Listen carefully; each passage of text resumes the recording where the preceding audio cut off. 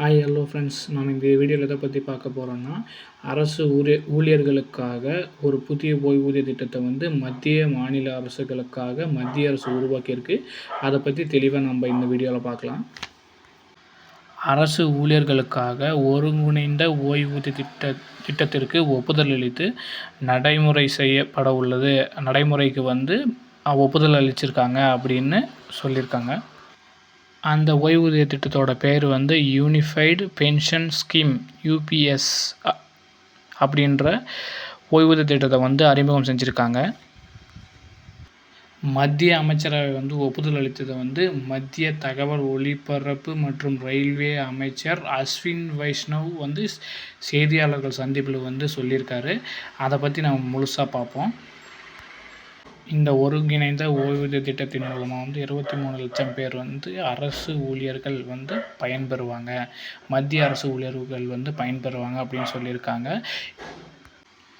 மேலும் மாநில அரசு ஊழியர்களும் இந்த யூனிஃபைடு பென்ஷன் ஸ்கீமில் இணைஞ்சிக்கலாம் அப்படின்னு சொல்லியிருக்காங்க. அவங்க மாநில அரசு ஊழியர்களும் இணையறதுக்காக வழிகள் செய்யப்படும் அப்படின்னு சொல்லியிருக்காரு.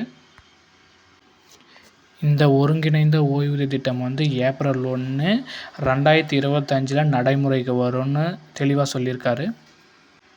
மத்திய அரசு ஊழியர்களுக்கு தேசிய ஓய்வூதிய திட்டம் NPS மற்றும் UPS ஆகிய ஒருங்கிணைந்த ஓய்வூதிய திட்டம் ஆகிய 2 திட்டத்தில் ஏதாவது ஒரு திட்டம் அவங்களா முடிவெடுத்துருக்கலாம். அரசு ஊழியர்களே முடிவெடுத்து சேர்ந்துக்கலாம் அப்படின்னு சொல்லியிருக்காரு. அந்த முடிவெடுக்கும் உரிமையை அரசு ஊழியர்களிடமே கொடுத்துட்றாங்க. ஏற்கனவே NPS திட்டத்தின் மூலமாக இருக்கவங்க UPS திட்டத்துக்கு மாறிக்கிற வாய்ப்பும் தரப்படும் அப்படின்னு சொல்லியிருக்காரு. ஒருங்கிணைந்த ஓய்வூதிய திட்டத்தின் சில முக்கிய அம்சங்களை பற்றி நம்ம இப்போ பார்ப்போம். முதலாவதாக அந்த ஓய்வூதிய திட்டத்திற்கு தகுதி பெறத்துக்கான முதல் வழி எப்படின்னா, அரசு ஊழியராக இருக்கக்கூடிய பணியாற்றி கொண்டிருக்கக்கூடிய ஒரு நபர் 25 வருஷம் அரசு ஊழியராக பணியாற்றி இருக்கணும்.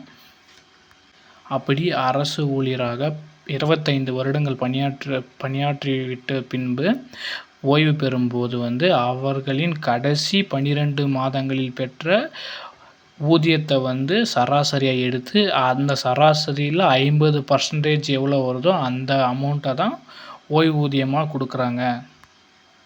ஓய்வு பெற்ற பின்பு அந்த மதிப்பிலான பணம் ஓய்வூதியமாக வழங்கப்படும் அப்படின்னு சொல்லியிருக்காரு.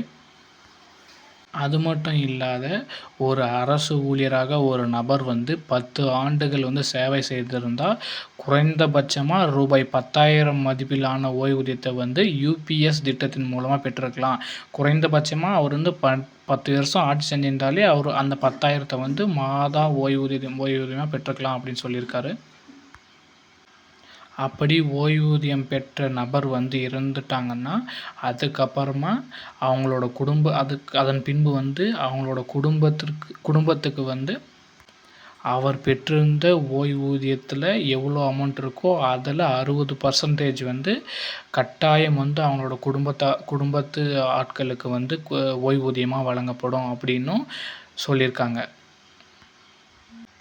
யூனியன் பென்ஷன் ஸ்கீம் மூலமா மத்திய அரசு என்ன சொல்ல வர்றாங்கன்னா, உறுதியான ஓய்வூதியம், உறுதியான குடும்ப ஓய்வூதியம் மற்றும் உறுதியான குறைந்தபட்ச ஓய்வூதியம் கட்டாயமாக UPS ஓய்வூதிய திட்டத்தின் மூலமாக அனைத்து அரசு ஊழியர்களுக்கும் வழங்கப்படும். இது கட்டாயமாக்கப்படும் அப்படின்றத மிகவும் தெளிவாக சொல்லியிருக்காங்க. இது அரசு ஊழியர்களுக்கு மிகப்பெரிய மகிழ்ச்சி. இது ஜாக்பாட்னு கூட சொல்லலாம். இது வரைக்கும் ஓய்வூதியம் இப்படி தான் கணக்கிடப்படுது அப்படின்றது தெளிவாக இல்லாத இருந்துச்சு. இப்போ தெளிவாகவும் வெளிப்படையாகவும் சொல்லியிருக்காங்க. ஒருங்கிணைந்த ஓய்வூதிய திட்டம் நடைமுறைக்கு வரும் பட்சத்தில் அரசு ஊழியர்கள் ஓய்வு பெற்ற பின்பு எந்தவித பொருளாதார ரீதியாகவும் எந்த கஷ்டமும் அடையாமல் ஓய்வு காலங்களை மகிழ்ச்சியான முறையில் இருக்கலாம் அப்படின்ற நோக்கத்தில் ஒருங்கிணைந்த ஓய்வூதிய திட்டம் கொண்டு வரப்பட்டிருக்கு அப்படின்ற தகவல் வெளியாகியிருக்கு. Okay friends, thank you.